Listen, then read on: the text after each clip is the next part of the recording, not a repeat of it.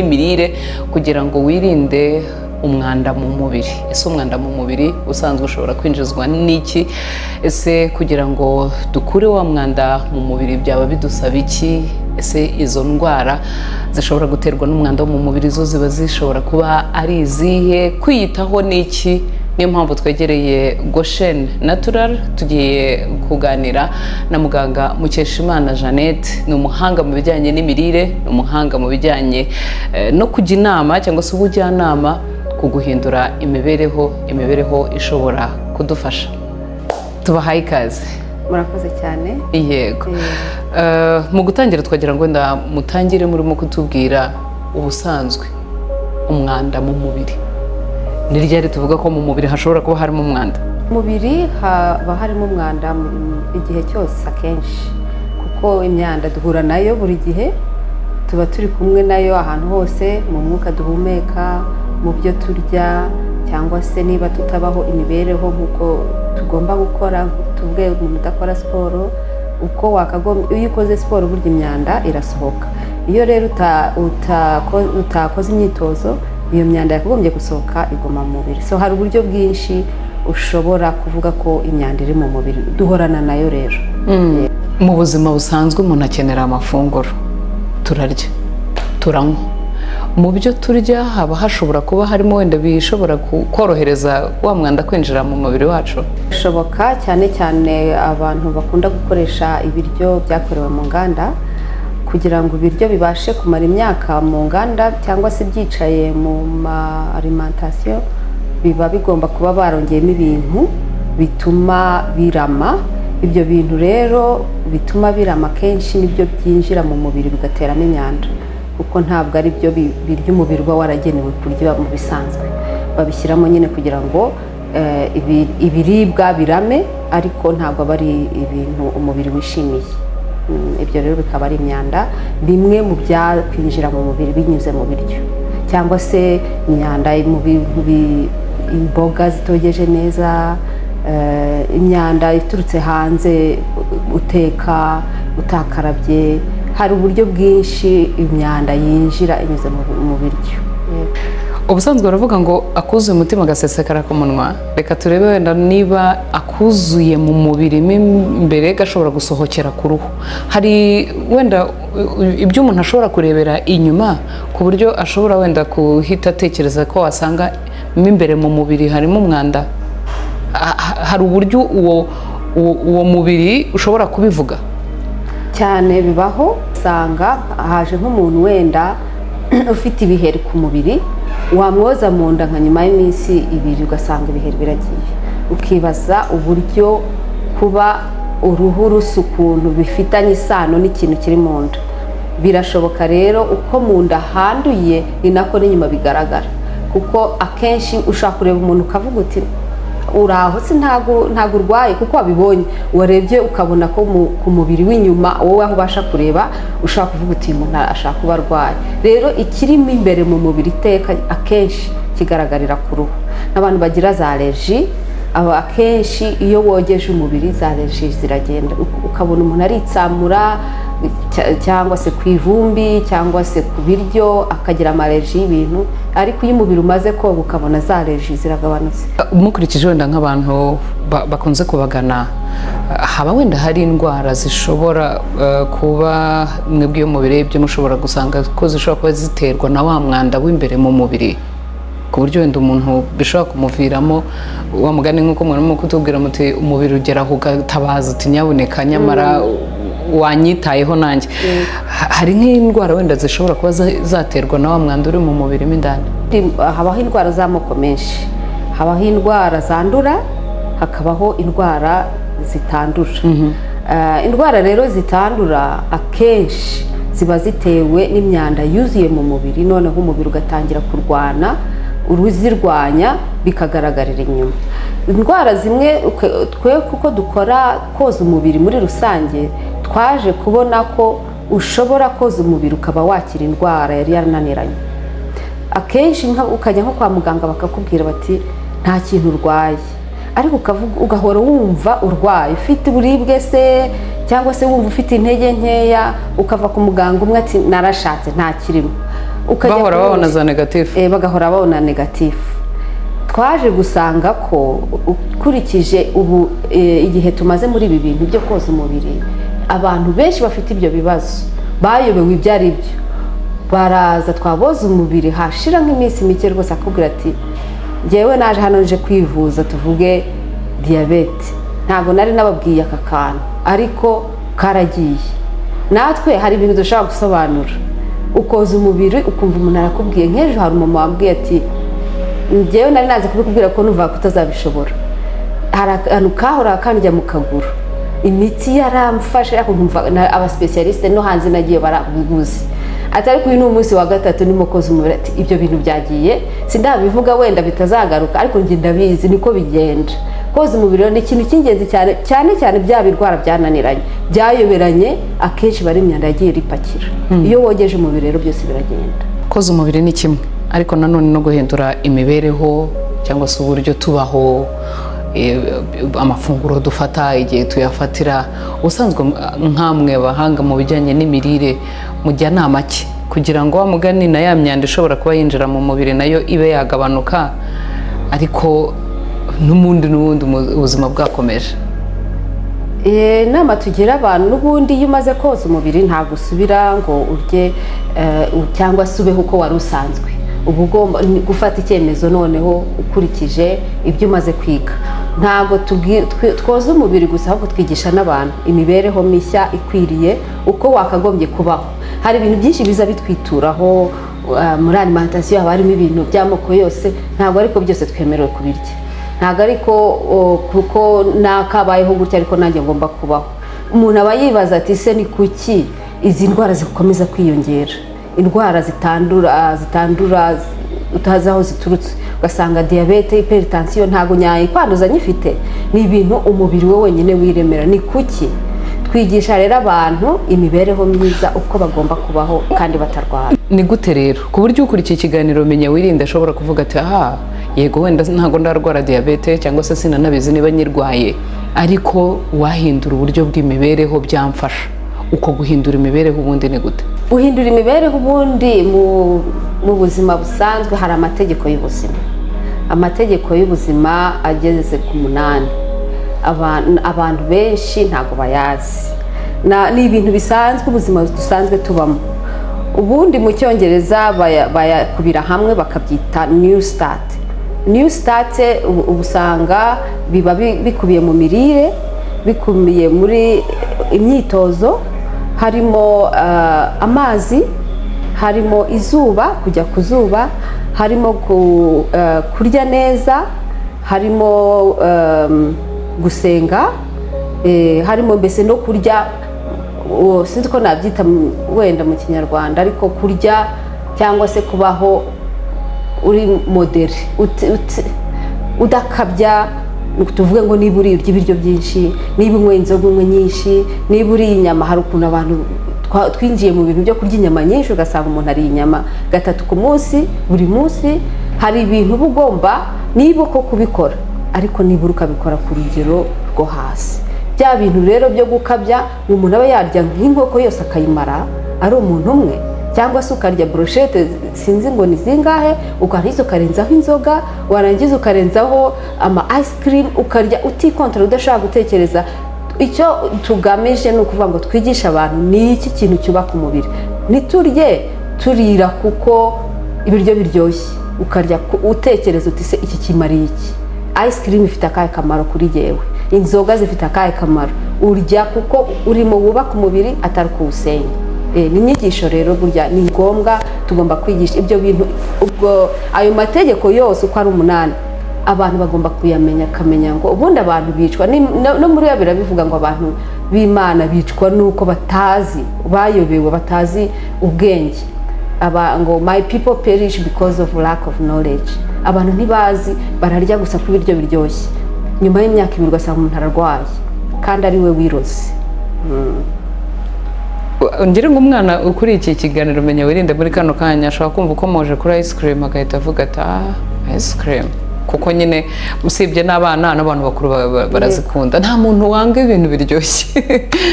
ubundi umuntu aba agomba gutangira gukurikirana ngo icyo ndiye n'icyo kimaze, icyo ninjije mu mubiri n'icyo kigiye kuwufasha, ni ryari, ni ku ruhe rugero umuntu aba akwiriye gutangira kubyitaho? ubundi byakagombye kwitabwaho guhera ku bwana n'ababyeyi bakabimenya.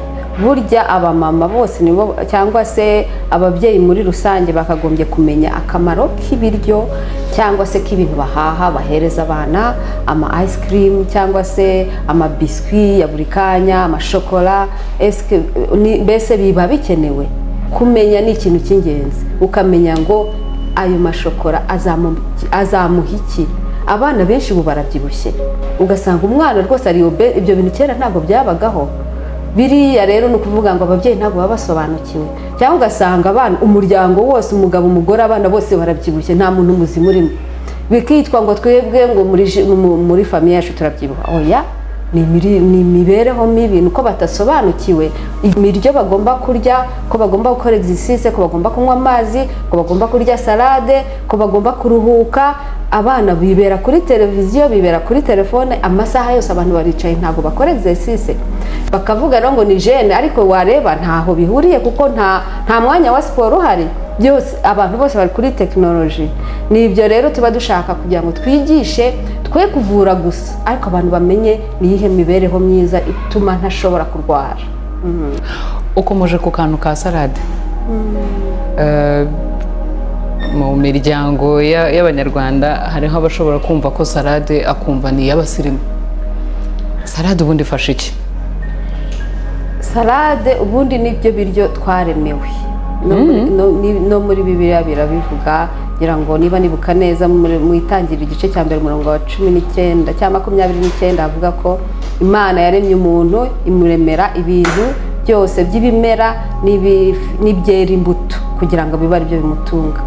Ibimera rero niho tuvana intungamubiri zose umubiri ukeneye.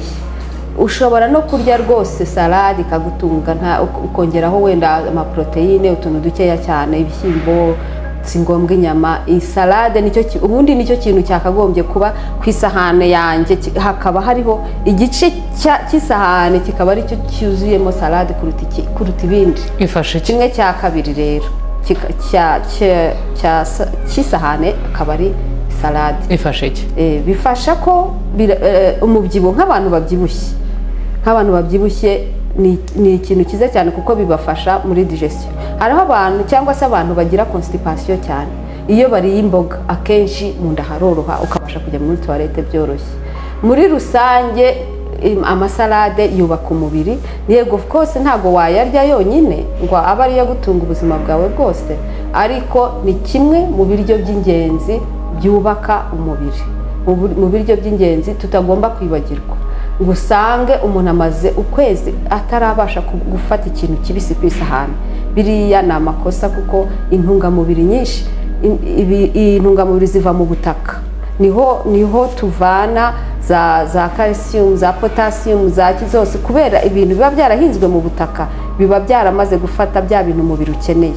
Noneho iyo ubiriye rero akenshi iyo bikiva mu butaka niho uba ugifite za ntungamubiri zinjira mu mubiri zikagenda zikakubaka. Niyo mpamvu duhiturira abantu kurya ibiryo bivuye mu butaka cyangwa se ibimera, niho harimo intungamubiri nyinshi kuruta ibyakorewe mu nganda. Hari umuntu ushobora wenda kuba dukurikiye akaba ashobora guhita avuga ati ko numva nta salade mperuka, cyangwa se ugasanga wa mugani nk'uko mwarimo kubivuga, umuryango wose niba ufite nk'abantu babyibushye biterwa nyine n'imibereho yo mu rugo, ibyo barya, ingano y'ibyo wenda se bafata. Hari nk'ababyeyi usanga kubitira umwana kurya niba isahani igomba kuba yuzuye agombe nyine abimare. Gusa nanone ahangaha ntabwo umuntu yabura gutekereza wenda nko kuri wa muntu ushobora kuba yafata karoti mu rugo akaba yayihekenya. Hari nk'abantu usanga bakunda inyanya mbisi, ibintu nk'ibyo. Ariko nko ku muntu usanzwe salade itajyaga iza no mu bitekerezo bye, yaba agiye n'ahantu wenda kuri buffet yabona salade akayitambuka, afite igaruriro. Ubundi iyo wize ni byiza gushyira mu bikorwa, igaruriro riba rihari.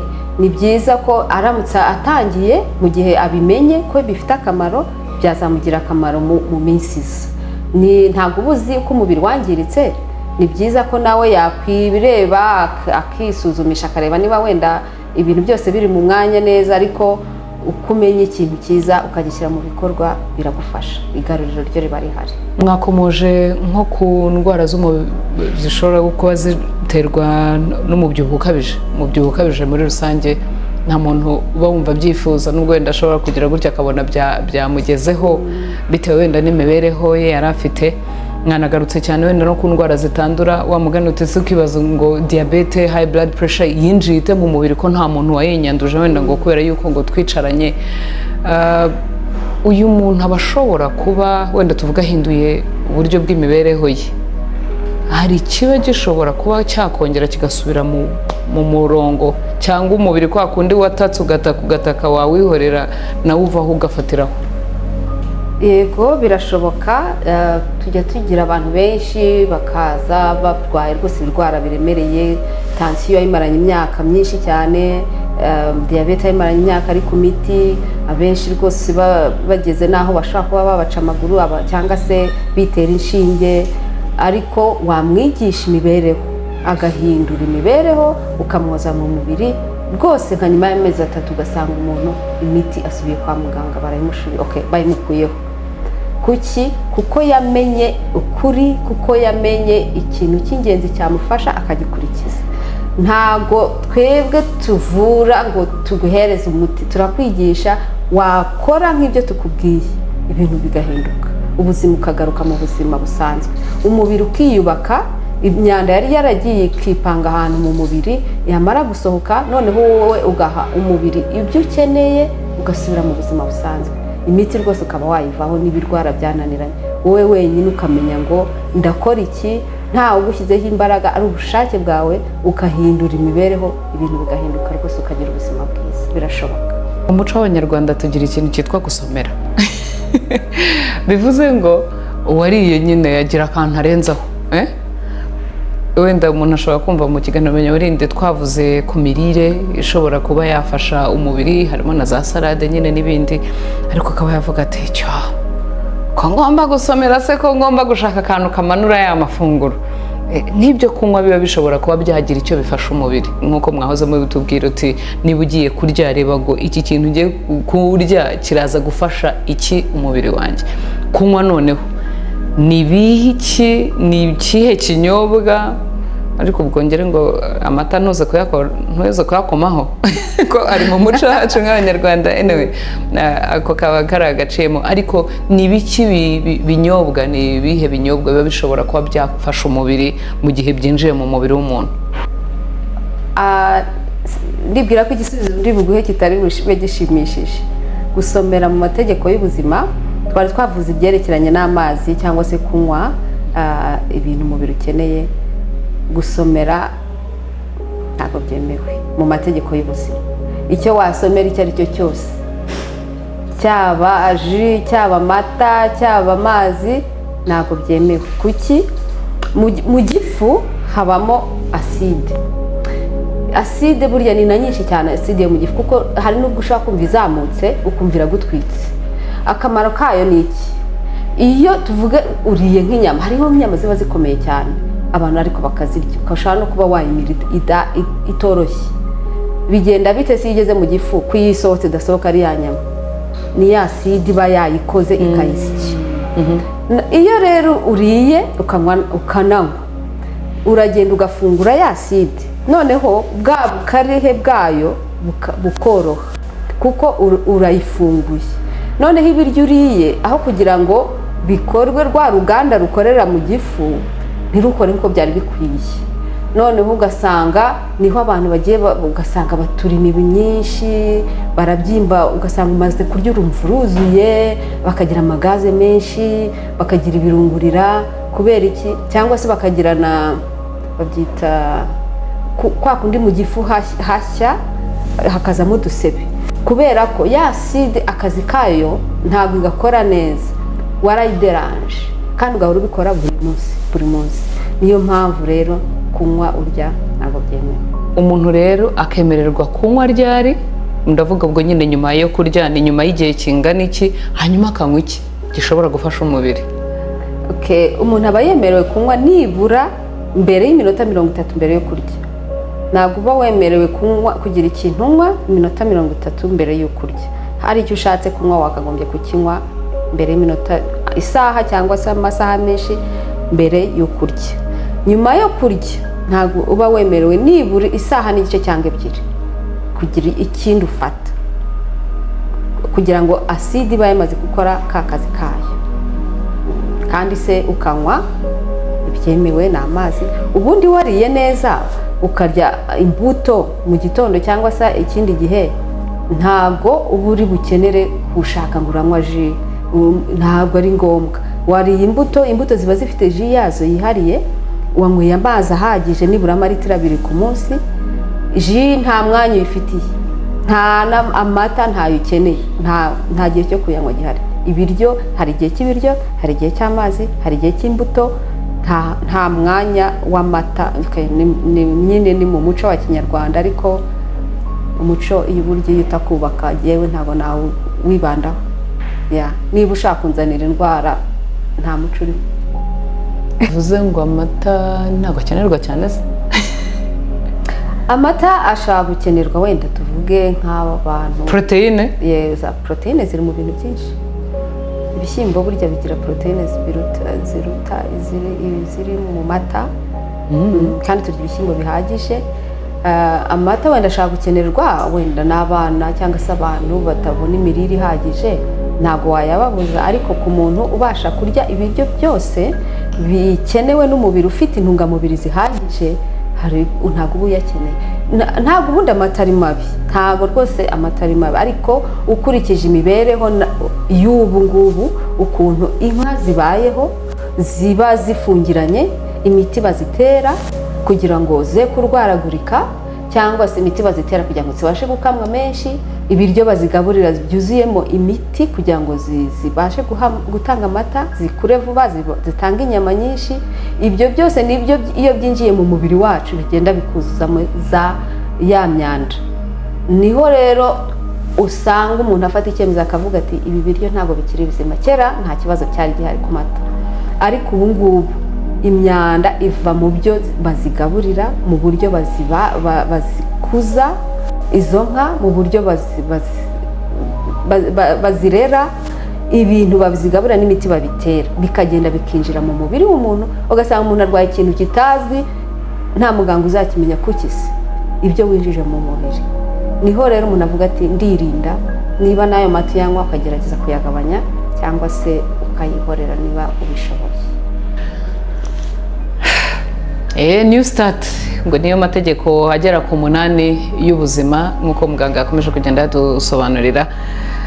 Birashoboka ko hari umuntu ukurikiye menye wirinde muri kano kanya agahita avuga ati aha, mbeho nte rero kugira ngo nirinde wa mwanda wo mu mubiri. Mbega ubwo dusoza ni nk'inama, uyu muntu ahindura iki, abeho hati, yifata ate kugira ngo yirinde kuba yarwara indwara zitandura?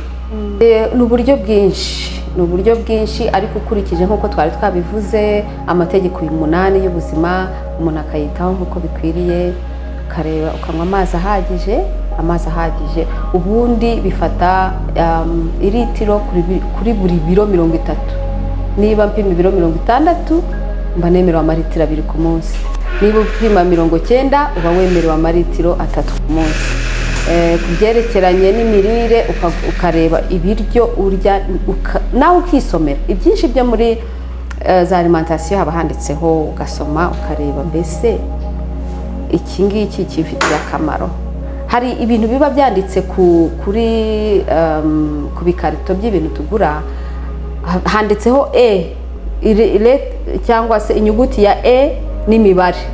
Ufashe iyo nyuguti ya yanditse nini, ukayishyira muri Google ukareba niyo mibare iba yanditseho, ukareba icyo bimara. Usanga kenshi ari ibintu bitera indwara biba barashyizemo kugira ngo bitume ibintu birama. Kwiyigisha nawe ukanisomera, ukareba kuri internet mbese iki kintu kimariye iki. Niba kwiga ukavuga uti se inzoga zifite akahe kamaro mu mubiri wanjye. Gukora imyitozo ni ibintu rwose usanga abantu benshi bibagirwa. by'ingenzi. Kubira ibyuya burya ni ikintu cy'ingenzi gikomeye. Uko ubira ibyuya niko imyanda isohoka. Uko unywa amazi menshi ujya muri toilette buri kanya imyanda ibigenda. Ikindi gikomeye abantu bibagirwa n'izuba. Ugasanga turabyutse ni mu nzu, mu modoka, mu biro, mu modoka, mu ishuri, mu modoka, mu kabari, mu modoka, nta zuba. Nibura umuntu akeneye iminota 30 buri munsi ku zuba rya mu gitondo ritaka cyane ridatwika, cyangwa se nimugoroba nka nyuma ya saa 10 rya zuba ryoroshye, niho dukura vitamine D. Hari abantu benshi cyane barwaye cholesterol kubera ko batagera ku zuba. Umuntu akaba ari ku miti chronique ya cholesterol. Kuki?